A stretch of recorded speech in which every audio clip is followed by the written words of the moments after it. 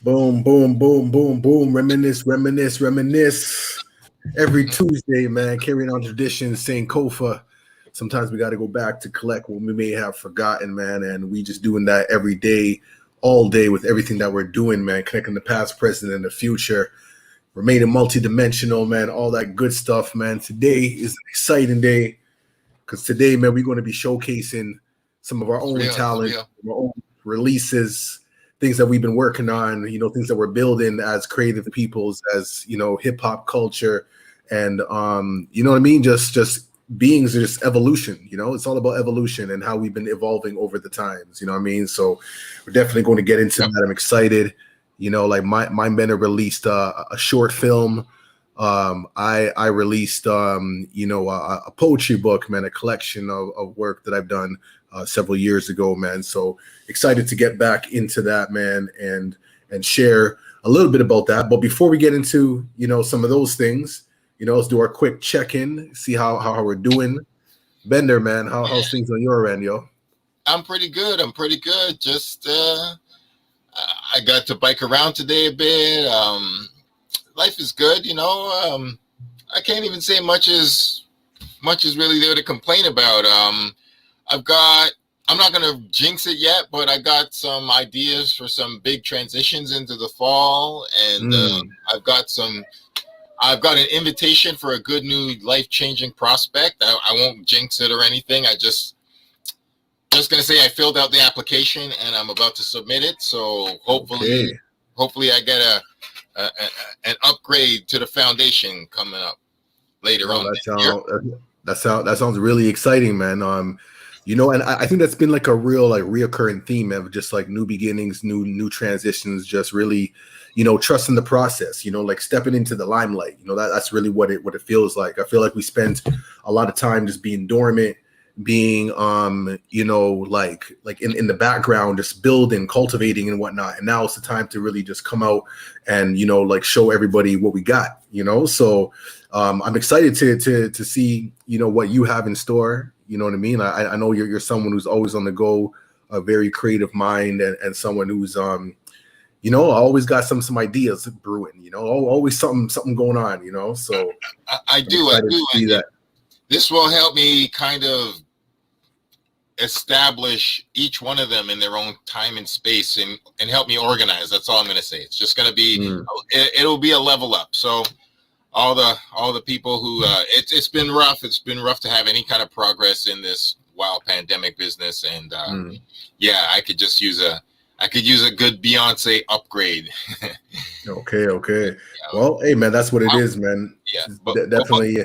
But that's me. That's me. How about you though? Where are you at? How are things? Like I said, I'm feeling great, man. Father's Day just passed. I got like both of my kids, here with me, so I'm blessed, man. You can probably hear them in the background.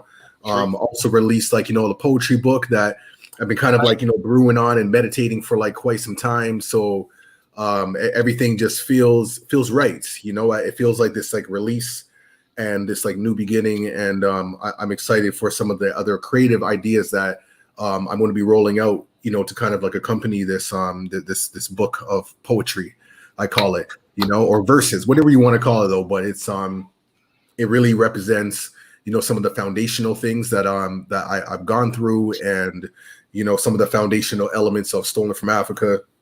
I come from the hip hop upbringings of knowledge of self, and always thinking about that, what can we do, man? As they say, man, got to do the knowledge, and the knowledge. And I didn't have the language at the time though, but reading my works, like that's what I was doing, so big up to like the foundations of hip hop, what I mean, for really planting those seeds subconsciously, because that really led the path that I'm at right now. So I'm just like really grateful for that. But I'll definitely get into some of the poetry pieces, and some pieces I definitely want to share. I encourage everyone to go out on Amazon and support the cause, man. Scattered Scriptures is the name of the collection of work, and but I'll get more into that in a bit. But Bender, I know that you have like a release too that we're going to be showing the video as well. But I don't know if you want to speak a little splash on that. Yeah. I mean, before we get into it, I'll talk a little bit about the video itself, and then strangely how it connects to today's news. But okay. The whole project was produced by a brother in Lagos, Nigeria, and I feel good about it. This is actually the most amount of videos I've ever done on one project. So it was an 8-song project, and it's called Blindside is 2020. I feel good about the EP, but we've done now 4 videos off of it. So me and the video director, a Japanese brother that I met in a studio a couple just last year.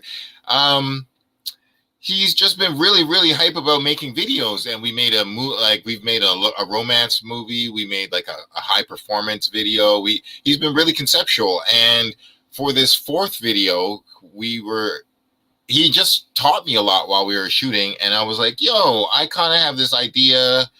I want to tell a story. Let me kind of piece it out in my mind, and let me just kind of direct the concept. And like he held the camera for the most part, but this is the first video. Like, I generally throw in ideas for my beats and my videos and whatever, but like this time I was essentially directing it. So it's my ideas, and I came up with the concept for the flowers. So basically, I'll just end off by saying it's just kind of a shout out to the give people the flowers while they can smell them concept. And yeah, it's called Flowers on the Grave of Time. I love that. And I feel like that has kind of been like a theme for us, like starting this whole, Reminisce Show. It's really been about like, paying respect and homage and really, giving that energy, keeping it circulating while we still can. Like there's something like in hip hop, that we have like a terrible like way of just like, showing love or not showing love, and we wait till it's like too late, where it's just like, oh, like, I mean, that energy could have been used, in a more holistic way. So I definitely appreciate you planting those seeds and leading by example, because that's the kind of energy that we need, man. So we'll get into that in a bit. But before we do, man, I know you wanted to discuss some like stuff in the news, man. Yeah. So the video, we shot it all at Trinity Bellwoods Park about 3 weeks ago. Mm-hmm. And so we're shooting it in the park, and I actually wanted to get the cherry blossoms. If people know, like there's like a 2-week period in Toronto where a bunch of trees have these Japanese cherry blossoms, beautiful trees. And so we go to Trinity Bellwoods, but half of the cherry blossoms that I was looking for were kind of gone. So we had to walk around the park, and in certain sections of the park, it's a tent city. And there's just like 20 or 30 different tents, and they all piled up, and it's just like, it's just, people trying to survive in the pandemic. So, people who've been evicted, and, people who are experiencing homelessness.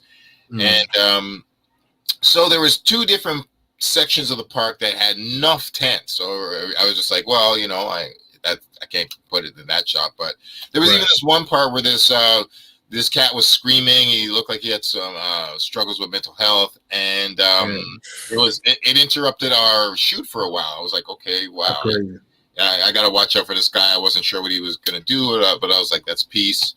Nothing happened. So we eventually got the video done, but the thing is, the whole video is shot in Trinity Bellwoods Park. And then, if people haven't seen on the news today, the colonizers, Babylon boy, the pigs that ran up in Trinity Bellwoods and just razed all the things. They just cleared up all the tents. Yeah. They just got all the people. There was hundreds of cops, and it's just another violation of human rights that just happened today, and is whack.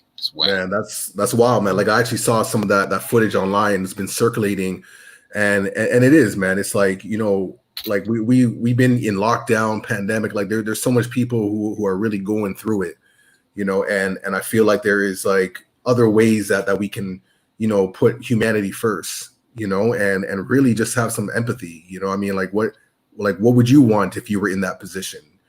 Like these are people who are literally just trying to rest their head. Like, I mean, just it's insane. It's crazy. Like down by where I live, there was actually someone who had like a tent set up, And it's been there for like a couple of weeks. It's now gone now. I'm not exactly sure the story behind that, but it's been here for like a while. And I remember one time I was, walking by with my kids, and I saw like a couple officers, like like kind of gathering around the tent. And I noticed that one was with a nurse. So I thought that was, like pretty cool. At least there's some like, like mental health supports or any kind of like things that may be needed that they can attend to. And as far as I know, they may have made contact and then they left, because like the tent was still there like for several weeks to come. So, so I was like, yo, like that's peace, I respect that, like, of course, like check to make sure that the person is okay, they're alive and nothing's crazy going on or whatever. And if they assess the situation and it's not like a threat, it's not, blocking the sidewalk or like, causing any kind of like fire hazard or some sort, then, let them be, I think we're like, as a community, like we've all gone through like a lot. And I think a lot of that needs to be taken into consideration, and then also to see like what measures can be taken to support these individuals. Bro, you said it. You really said it. Like the essence of to serve and protect, which is what is on the side of the police car. Like it's really, people forget. Like I don't know if it's some old school 50s notion, or you think it only supposed to happen on TV, but like it's not just the firemen who are supposed to help get cats out of trees and stuff. Like the police used to actually help people too. Right. Actually help solve problems in the community, not just quote unquote fight crime and arrest people. Like people have other issues and stuff like that. A good trained police officer would do that.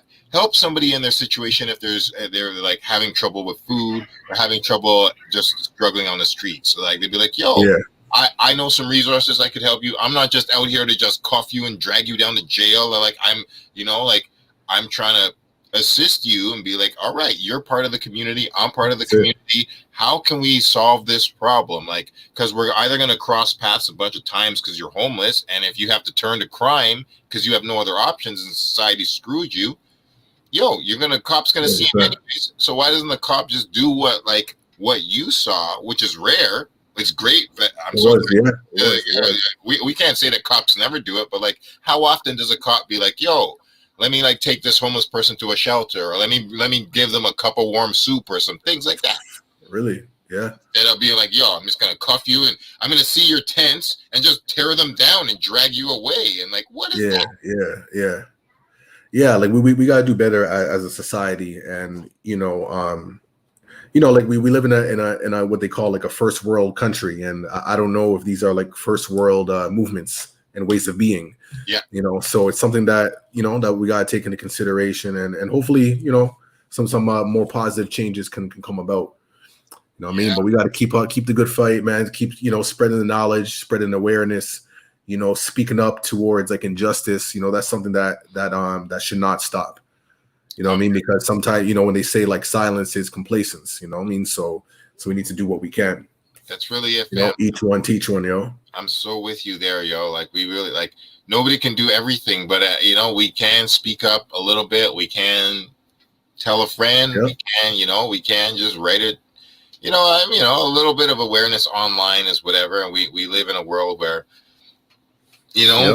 like online activism spreads awareness on one level, but on another level, people can't just feel like they can sit at home and just do a tweet storm and just, I'm angry on Twitter. I posted on Instagram, whatever. Like that's not, it's better than nothing, but that doesn't replace real world connection. And yeah, for sure. I mean, for me, like I'll support anybody that makes an effort. I mean, I'd rather people like do something than not do something. So, yes.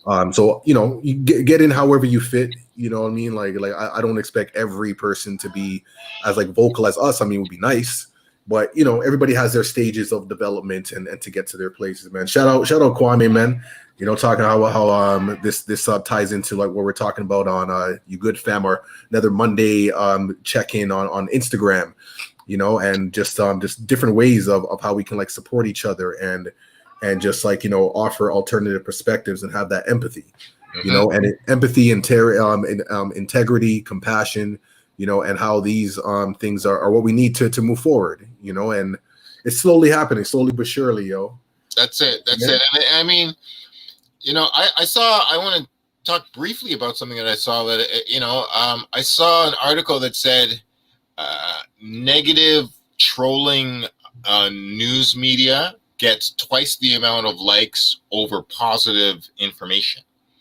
Oh, so, well, I mean, that's we kind of knew that, but it was just something that like statistically took a bunch of websites over 4 or 5 years and just was like, all right, let's count the likes and responses and replies to like, like a troll picture or like, like something stabbing, oh, like fuck Donald Trump is a valid thing to say, but it's just like, people engaged more with negative information on the internet than positive information. And it's a rough uphill climb, but it's like, like we can't live in a world where it's easier to just like poke fun at something or like diss it or be cynical or just be like, everyone's got problems, screw every politician. It's like, yeah, for sure. That's valid to criticize each one of the political parties. Yes. It's not like saying, screw the Republicans, the Democrats are the answer. Hell no. All of them, but it's just like at some point in time, the negative cycle has to be broken and we have to try to present a solution and just try to help. You know what I realized, man? It's like, because it's easy to like, criticize stuff that's like outside of yourself, and to fall into that, like negativity like takes away from like self like analysis, like what needs corrections in your own life. I mean, if we were to reverse it and put like the other person in the spotlight, nobody wants to be in the spotlight like that. Never. But it's easy to hide behind a computer or whatever and like bash someone who may be going through it because you're getting energy from that. Exactly. And this is something that we know that the media has used from time, as they say, if it bleeds it leads, and like I've heard like destruction like destruction is more profitable. It gets people's emotions worked up. It also keeps us distracted. It keeps us, it separates us from doing the real work, what I mean, which is like building on ourselves, understanding ourselves, like figuring out our own flaws and how do we build on that, and that really kind of ties into like my poetry book release, again, like going to this space of wanting to like find solutions of like, working through like the conflicts that I felt like within myself, within society, within relationships, within different circumstances, even got to a point where like hip hop just like turned me off, you know what I mean? And I stopped like being part of it, I mean? And at least in that capacity as an MC, because like things were just getting into a dark place that were just not my thing. And I'm like, you know what, I'm about education. So that was like my transition of moving into the education space, but still using hip hop, of course. Yes. But to be like an MC in the spotlight, like, at shows and just, being in that type of lane, like I got turned off from it. Yeah. And a lot of my like music and rhymes were like, about that, those frustrations, man. I'm just going to put like the link in the chat, man, for those who may want to check it out later. Word up. You know what I'm saying? So it's like, quick shout out to Righteous and Colleen, long-term supporters. Kwame, you know the deal. And yeah, I'm so with you though, as far as getting disconnected from the culture at a certain point and just realizing that, yeah, we are hip hop, but hip hop is way more, at one point it kind of seems like, the MC is the central power piece, but it's like, nah, man, like, those MCs ain't nothing without their managers. The MC's nothing without their DJ. Right. The MC's nothing without the record label. So it's like we have many parts we could play and still contribute to both hip hop and the community, whether we rap or not, whether we're, putting out music or not. Yeah. Or, I love that you know that. So I'm gonna share. I'm gonna share a few pieces, and again, like these were like extracted from like some songs that like may never see the light of day. You won't find them on like Spotify or anything like that. They were written between the years, I would say like 99, 2000 till about 2004, 5-ish, like early 2000s was when like the bulk of these poems were created. And when I look back at it, it's really interesting to see like the seeds that were being planted, because now I'm seeing the fruits of it, like the ideas of wanting to like, be elevated through education, like the, representing like the lost element of hip hop to me, which is knowledge, really bringing that back, So when you talk about like, it's not just like the MC and the DJ and all this, like to me, like knowledge is the center. Like that's really what it was all about, that foundation. And from there, like we built upon it, it was all about being unique, because being unique allows us to be authentic, and me expressing myself through these poems, like I was as authentic as I could be. And sometimes it's even shocking and vulnerable of like, really sharing my emotions in that capacity. Because, looking back at my work, like almost like 20 years later, I can really see like how much like pain and hurt that I was actually going through. But like music and poetry was like my therapeutic outlet to like express and just to get things out there. And at the same time, I was being unique, like this is my truth. It was my space, my bubble, where I can see my own self, and I can own it. Like no one can take it away from me. Like this is my truth, and I'm sure you're an artist. You understand that very well as well, right? So, that being said, like I got maybe like two pieces that I'll drop for y'all.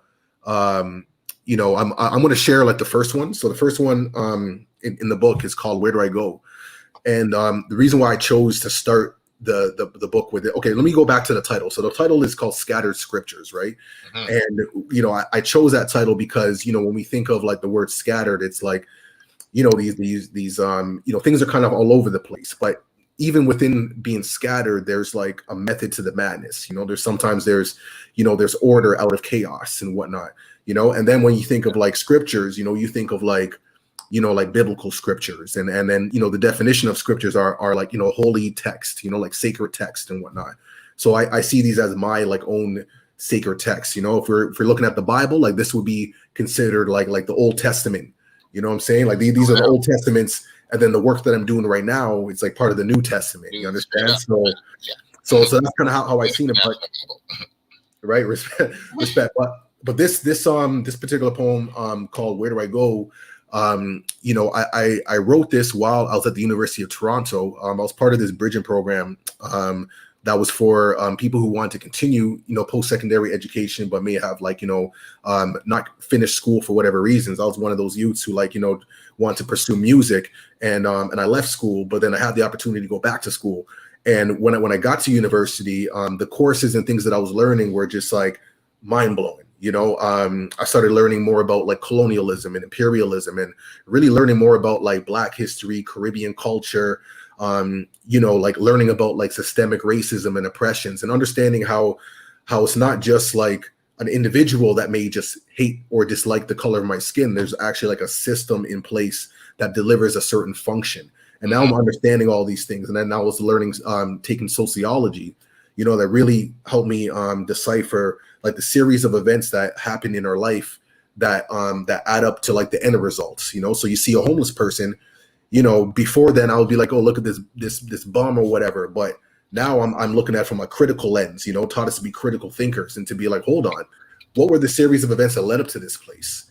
And then bigger than that, it's like you could be there too. So like, just mind yourself. Yeah, no doubt. So, there, but for the grace of God, go I. 100%. So being like a critical thinker was like integral to my university experience. So as I'm, accumulating all this like, knowledge, I like almost like kind of snapped. And this is like what like this poem really is what started Stolen from Africa. It started with just like these questions and these revelations of being like, yo, like I've been lied to all these times. I thought I was going nuts. Like I'm angry, but they're saying I'm just being an angry Black youth just for no reason, and now I'm really understanding the reasons why. So that being said, I'm going to share this piece. So it's called "Where Do I Go?" And like I said, man, it just kind of set off like the tone for it. So check this out. All right. Yo, caught in the madness. You probably think I walk and talk with an accent, but it's the only thing that I know, embedded in my soul. I play roles of the civilized, trying to visualize a standpoint of acceptance through the eyes of the other. Growing up, color was an issue that ripped through my development. I was never seen as intelligent. It kept me silent, somewhat blinded in the midst of a tyrant. Under submission, assimilated in their perfect tradition, locked in my mental prison, and I don't even have the key. It's blasphemy to capture me, inflicting a tragedy while trying to appear prominent in the eyes of the dominant. Black skin, white mask, how long would this fight last? Oh. They colonize my mind, I swallow pride and followed lies. It's hard to keep your head up when you're left with hollow tides. Language is the window to my soul, but the blinds are closed. I can't see, I can't find my home. Lost identity causes lost serenity. The cost is plenty, see? So what's the penalty? My pain is clearly in the form of strain theory. I'm seeing it. I've been labeled delinquent and deviant. Slowly, I start believing it, like a self-fulfilling prophecy. Programmed in my mind, got me moving robotically like zombies, under total control. It's like I sold them my soul. The assassination of my character. Where do I go? Yeah. No doubt. Oh, bars. You know bars. That was really, and I remember like when I wrote that at Robarts Library, man. Those, downtown campus, no Robarts Library, and I remember like going back to like the transitional year program and like reading this to like all the mandem, and exactly your response. Everybody was just like, yo, like it was like this weight, and that's how I knew. I was like, yo, man, like. Because I started thinking to myself, like, it took until I got to the university level to like really start learning more about my culture and my history and my identity and whatnot. These are things that were not taught to me in school, in high school and whatnot. A matter of fact, like the knowledge I was getting just turned me off. Like I didn't really see how education could be empowering, and it took me to get to the university level and I got angry. I was frustrated mainly because, a lot of my peers and peoples have like dropped out of school and would have benefited from this knowledge that I was getting. But, they were deliberately turned off or, through different forms of streaming, taking general classes so you can't go to university and so many different things. But I'm like, now they're telling me this stuff. Like after all these hurdles and obstacles I had to jump through, now I'm getting the knowledge, man. Like this is just like madness, So it just kind of put the battery in my pack and I was like, I'm on a mission. You know what I'm saying? So that's what's up. I'm going to drop one more, and then I'm going to let you share some of your pieces, my mentor. Yeah. This last one is called Justice, right? And this was shout out to Unknown Misery, man. You know what I'm saying? Like that was my brother from back in the day. Like we were like tight, man. We were used to sell CDs on the street. Perform, do music. Like we were like you see one, you see the other. You know what I'm saying? Yeah, you two were. That being said, in our crew, he was the first one to have a child. You know what I mean? So shout out to his daughter Justice. I'm her godfather, and she was born in 2003 during the blackout.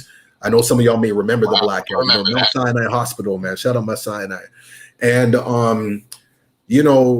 becoming a father, going through all these different things. It was challenging, but us like as a brotherhood, like we kind of like took on this responsibility to like support Miz and his transitions into fatherhood and whatnot.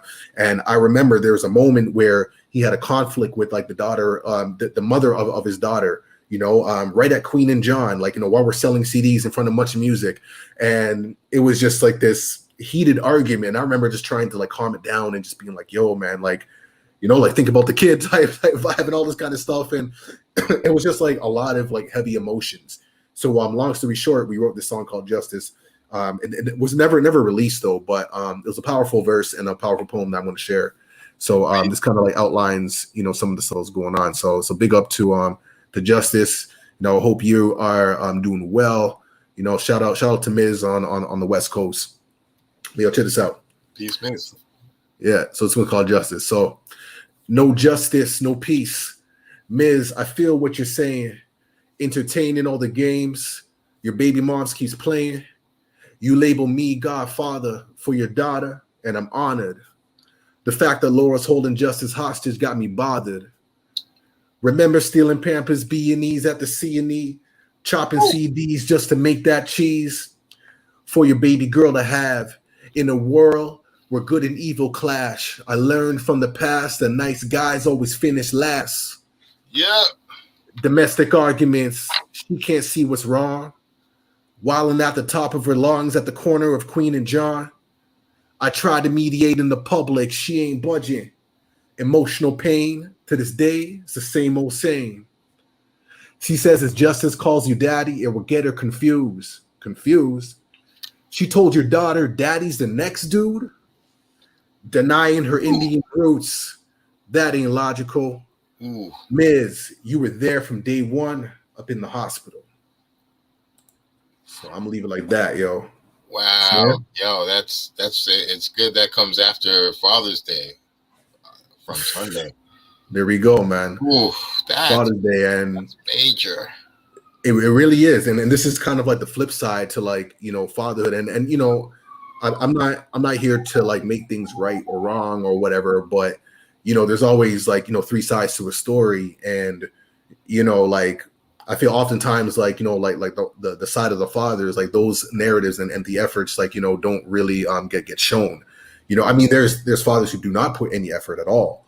That's not what I'm talking about. I'm talking about those who put effort. It may not be at like the standard or level, but like, showing up has always been my motive when it comes to like fatherhood and raising my daughters. I mean, I have everything they need for them at that exact moment, but I show up, man. I'm there. Yes, and those are things that always for me need to be like highlighted, because the most valuable thing that you can give a child, I feel, is your time and energy. You know what I mean? And to build those seeds up. But that was kind of, that poem was more so like me just being on some like, yo, like I'm the godfather here, and I'm trying to like, advocate on his behalf, and really show and prove and really show that I feel you, man. I feel you, what you're going through. You're not alone in this. This is a brotherhood, and we're here to build and support. Mm-hmm. You know what I mean? So that's what it is, man. So yo, anybody who wants to go check out more of those poems, man, I sent the link in the chat. I'll send it again one more time. And you know what I mean? Can definitely support that, man. It's on Amazon, digital copy. Yeah. Yo, that's so dope that you do that, man. You're definitely one of the best fathers I ever knew about all the hip hop cats that I met. And please, I mean, yeah, no, it's real. And the thing is, mothers are special. It's just mothers and fathers are both special. If a family can have both parental figures there, that is an ideal situation. But at the same time, the most ideal situation is healthy parental figures. So it's like, my father was not a healthy person at the time where I was born. So I think my mom made the right choice to separate from him. So I was raised with a single mother. But at the same time, like whether it's, the mother or the father, anybody can go through rough times and be a bad influence on a child. Like it's not always the dad, but statistically it kind of is. Yeah, no, indeed. It's not. There's no black and whites in this world. Nothing's 100% one. Yeah. So there's been unfortunate mothers who have been not the healthiest for the child, and like whether for one reason or another, but peace to whoever's showing love. The bottom line is, and they say this in the courts a lot, I hate to bring up the courts because like if anybody can stay out of that, like I would highly recommend it. But one thing they always say, like, it's like what's in the best interest of the child. Mm-hmm. So the best interest of the child is definitely, parents that have an understanding, that have like respect, that have like, a healthy connection and whatnot. That is literally like the most important thing that we can do, even if like the relationship is no longer there, no longer present. That's really what matters. Uh-huh. So as long as the child knows that they're loved and they're cared for, hey man, that's already above and beyond. That's what it is right there. Yeah, So I agree there, Sabrina. Like, not every child can have both parents because it's not healthy or safe. Like, it's better it's better for a child not to have 100% unhealthy parent, just to have it, just to make the nuclear family look regular, right, to the neighbors or whatever bullshit people want to lie about. And that's like what's in best. That's what's best for the child. You know what I mean? Like that's in the best interest of the child. So that should always be the forefront. But shout out to everyone who's making an effort. shout out to everyone who, who's going through the process of like evolving, because maybe they weren't making efforts in the beginning and now they realize, hold on, man, I got to change my ways. Shout out to everyone who's doing their best. Yeah, that's the best. Let me transition to giving flowers to those who are doing their best, whether it's for their children or it's for the art form that is like their child. I got you, bro. You got it. I got you, man. I got you, yo. You know what I'm saying? Right. So, did you want to give like? Won't you talk a bit about this? Like, I'll do a little intro. Yeah. So this is it. This is my newest little masterpiece. It's there's a little bit of a story here, and I hope it's pretty evident. And I came up with the ideas for each one of the little vignettes, and I structured where the video parts go, and I had the ideas for the flowers and the shots and everything. So the director gave it back, and it was kind of in different pieces, and I was like, no, I have a vision. It was very good, but I was like, I have a vision, and I really want these things to be laid out in this order. I would like this shot here, and I really tried to tell the story. So this is the first video where I feel like I can say, yes, I directed the video. And what exactly is the story? Like make it plain, because I really want you to put it out there so when we watch it, we can really see like what you're trying to. For real. I'll say it's like it's a person, you come across them, and actually, I want people to experience it without telling you. I'll introduce it here. Okay. The first shot is me.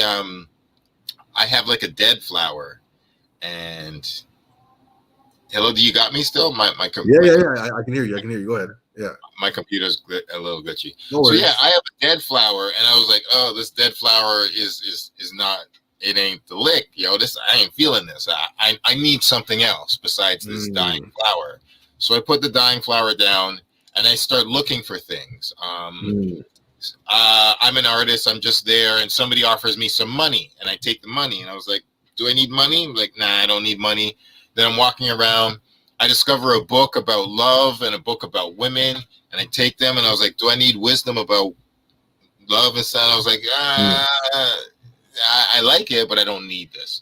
And then I'm walking around, and then I discover this one other little treasure. It's like this random token, and I was like, oh, this is nice, but I don't need it. Yeah. Like, yo, what do I really need? And I'm just an artist. I'm a person. I'm a spirit, and I'm just kind of sitting there. And I'm like, what do I need? I know I need something, but I'm not getting it.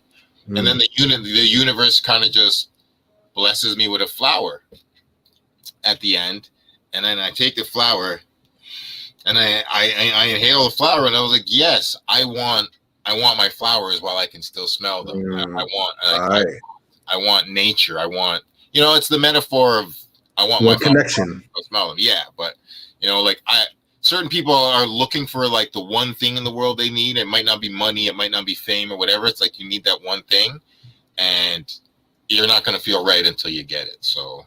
All right. I like that, man. That was a beautiful intro, man. That set the stage. So now I'm going to watch it with that knowledge. So right, man. I appreciate that. So officially, it's produced by Wild X Youth from Nigeria.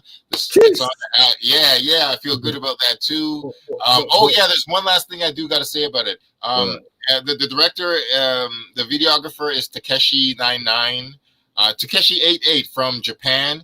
And the guest speaker is a trans woman from Toronto called Raven Wings, who says some beautiful, wonderful stuff against white supremacy. Okay. And they're the voice at the beginning and the end of the song.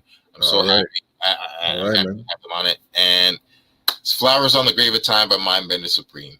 All right, man. Shout out everybody involved, man. Let's get into it. And just like this, we need to create a humanity where everyone and everything is allowed to exist, because we already do.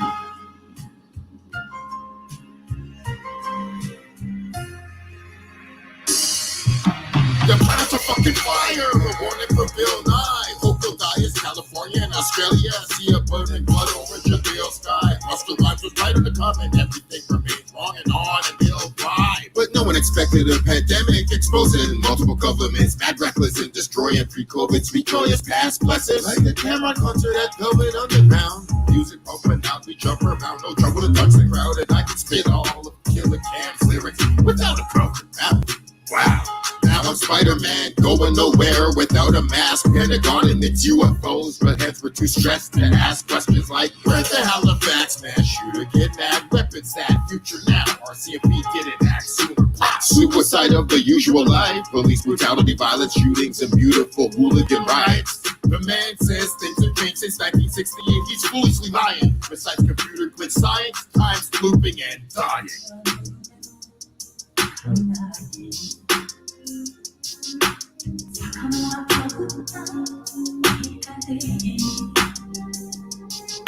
Beirut stage just fucking exploded. No Michael, no special effects. Hollywood apocalyptic movies underestimate negligent death. The NBA bubble happened. Ballers show more logic than the government practice. Doing nothing is a public risk. That's savage. Stuck the pigs only exercise muscle when they're jumping shit. Run your jewels like an El Producto dick. And smash Minneapolis like there's a masochist. Delusions are crumbling. It's time to defund all the loveliness. Eat the 1% until you're in a bad hell as a cash black belt. As long as we see a G-Day of extreme pain for killing Maxwell. As y'all are trailblazers. Y'all need a mayor? Call me up. I ain't faking like the death of Kim Jong-un. I got love for Fred the Godson, plus all the other dead and fallen entities and pray to God for a spirit of sorrow. Arms on the Armageddon, be cautious of wash up. God trust, then it's every time, cause this is something you cannot touch. The longest strike spell in history. Do you got the skin hunger? How many things can you live without before you viciously dysfunction? Before y'all became white, you were something else. And we were something else. And we've had to fight in your delusion, your white supremacist delusion, for far too long. You're lucky that this is all we did. You're lucky that we're appealing to your humanity. You're lucky that we're not asking for vengeance or revenge, because that's easy. But our love is radical. It's a future where each and everybody has what they need, what they deserve, what they want. Whew.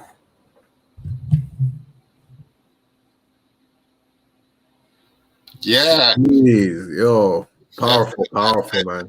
Yeah, yo, thanks. Like, no, I was gonna say, like, you know, like given the you know, kind of like just like laying out, like, you know, the foundation ahead of time. Now I'm watching it, like seeing everything very, very clearly, and it's powerful, man. You know, I like the scenes of you know, like being offered these different elements, and it's just like, okay, money. It's like, no, that's not it. I noticed there are some interesting books that were discovered. yeah. I was like, it's like, okay, this could be it, but it's not. Like, not quite. Yeah, getting close, getting warm. Yeah, totally. And like, it was really cool to like actually try to and reenact the subtleties. Like when I had the money, like I had it, and then I put it down, and then there's just this little moment where I just like I go like this, so like yeah.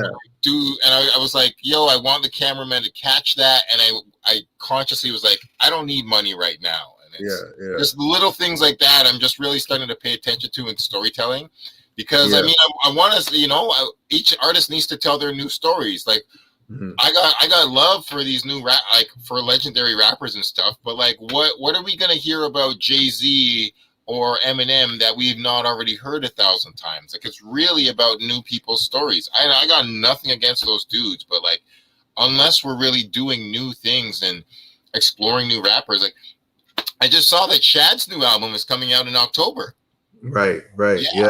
I just saw the rollout. Yeah. It's called Dow, and I was like, yes, and like, yo, we need new energy, new faces. I think he has Phoenix Pagliacci and I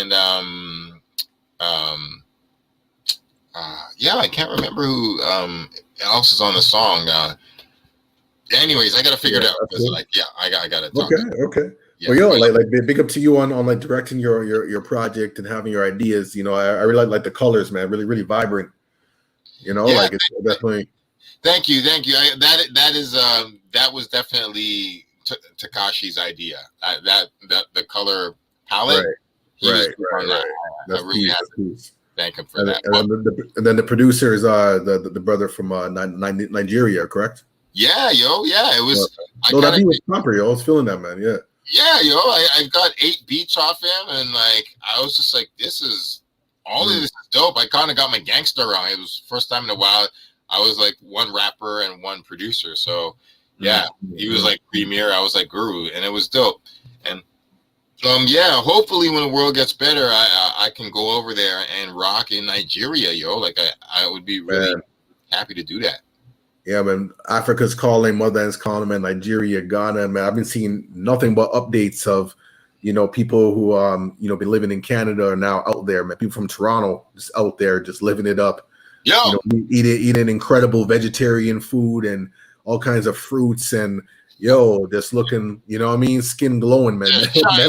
Shining, melanin popping, yo. Shine. Oh my God, you're giving me a flashback. I gotta say, man, I don't talk about it much, but when I came back here, the first thing that I thought when I came back is this place is concrete, plastic, disconnected from earth. It's so artificial. When I came, like the very first thing I thought when I was like, I was in Ghana, and in Ghana it's difficult to get instant running water.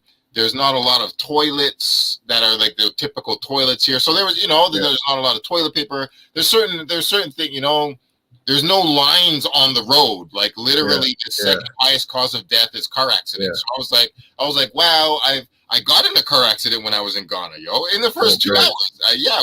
It was a medium accident. I was like, yo, I'm a statistic. So when I was coming back here, the first thing when I was coming back here, I was like, I want to experience the North American things that make me appreciate North America. Right. I'm like, okay, I'm back. All right. I'm gonna go have go take a dump in a toilet that flushes, and just like try a North American bathroom. But it was so plastic. I was like, we have no concept of how far we're removed from the beauty of African nature. Indeed. The greenest trees, the clearest water, the bluest skies. I was like, we don't even know how disconnected we are here. So I'm like, all of us here, we need to go and touch them once. You have to. Like my experience, like what you described, I experienced that like the first couple times that we went to Jamaica. Because I spent time like in the hills, like off resorts and just like really with the people, like walking up and down the hills, like fetching water, like all of that, like that's like you're saying, and it's humbling. It makes you really appreciate the little things and have like consideration and just to be more connected, and like you're saying, like being in a place where it's just nothing but vegetation, like as far as the eye can see is just greenery and like leaves that are just like huge that it can never grow like that here, like never. Like we don't even get that kind of sun for leaves to even expand like that. And just like you're saying, I remember coming in on the plane. And as you're looking out the window and it's just like bare concrete, and Pearson Airport is just looking a certain way, and you're just like, it's just gray. It's just gray. It's just gray. I was like, I just came from the brightest yellows and the bluest blues and the greenest greens, and the fruits are all blurry in your face, and you come back here and it's just gray concrete.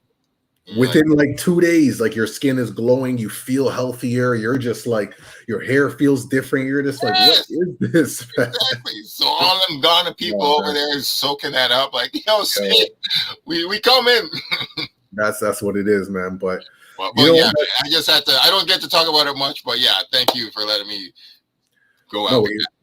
We have to, man. That's all, reminisce, because everything connects back to the motherland, like everything that we're doing, storytelling, sharing our stories, sharing our truths, like our authentic truths, because I think there's nothing more powerful than being your authentic self, and when you're able to express that, it takes a certain level of courage. Not everybody has that courage to do that, so it's amazing. It's incredible. And like, we're part of that chosen few, Yes, like we lead by example, and hopefully that encourages others to pursue their paths and to be self-expressed like we are. You know what I mean? So we would keep going. I ain't stopping anytime soon. I feel like I'm just getting started. We just getting started, man. We really are with all our arts, man. And like I just gotta appreciate you as a poet and a griot and a master of ceremonies, like on a true level. You never ever sound like anybody else. You always speak from your heart, and you always speak your truth in your mind. Indeed. Every time I remember the first time I even saw you rapping. The very first time was like deep in our friendship. I saw you rhyming at an Afro Fest down at the and you were on the side stage and you're rapping, and I was like, yo, Logik, right. That's sick. And I was like, yo, I was just happy to see you on stage. I didn't know what to expect. But then I just like started listening. I'm like, these bars are disgusting. Holy, of course he's dope. But I'm like, oh my God, I couldn't even imagine this. But like, there's non-MCs that exist like you that really just on your own truth and speak it clearly. And I'm just, anytime I hear you do poetry, because you don't do it too much, I just gotta, like, dog, man, you got fans out here. So I appreciate. Well, that's the thing, though, So even with this poetry book, I have some creative ideas of that. I'm really going to like play with this, and that's all I'm going to say to that. You know what I mean? So I'm going to keep splashing y'all a little here and there, and just building up that momentum and yeah, man, just like, trying to inspire and just remembering like the power of hip hop, like the culture and the culture, like what Jay Roby mentioned last time we interviewed him, was like a culture takes care of its peoples. And, everything I do is really about that. Like how could we expand? How could we connect? How could we like learn from each other? How could we grow? That's really what it's all about, man. So, yeah. Yeah, you said it. That's so real. We all we got, that's CMB and Onyx, man. All we got is us, that's hip hop's OG truth. And, we got to take care of each other. It is each one teach one. So that's what we do when we reminisce every week. Thank you, Colleen, Sandra, Righteous, Sabrina, Sandy, everybody who tuned in, all our regulars, all our silent regulars. If you don't want to talk in the comments, it's all good. Glad you watched it. Showing love. Yep. Peace to all the people at Trinity Bellwoods this week, yo. We hope that you find stable situation and, F the P, man, ACAB, man, bun the police them. All the money that cops are using to friggin' jail people and put up fences and stuff, you could be doing investing in housing. How about that? All that money spent with the horses and all that shit, why don't you put it to some housing for those people? So Indeed. Yeah. But peace and love to all those who are doing the good things. Yes. That's it, man. Reminisce Show. So make sure you go check out my man's video online. It's called Flowers on the Grave of Time, short film. Make sure you go check out Scattered Scriptures, man, on Amazon. That's right. Maybe doing like a tangible copy, paperback, somewhere down the line. But for now, everything's just digital. You know what I mean? We're just like, step by step, and there's a process to this. So as we approach the 20 year anniversary of Stolen from Africa, man. So that's coming up, man. 2024, yo. So look out for that. But yeah, man, Reminisce Show, man. So join us every week, man. We'll be back next Tuesday. So that's how we doing, carrying the traditions of Saint Kofa. Sometimes we got to go back to collect what we may have forgotten. You know what I'm saying? Before, man. So that's what it is, man. Peace, y'all. Until next time, yo. See y'all next week. Peace and love. Peace.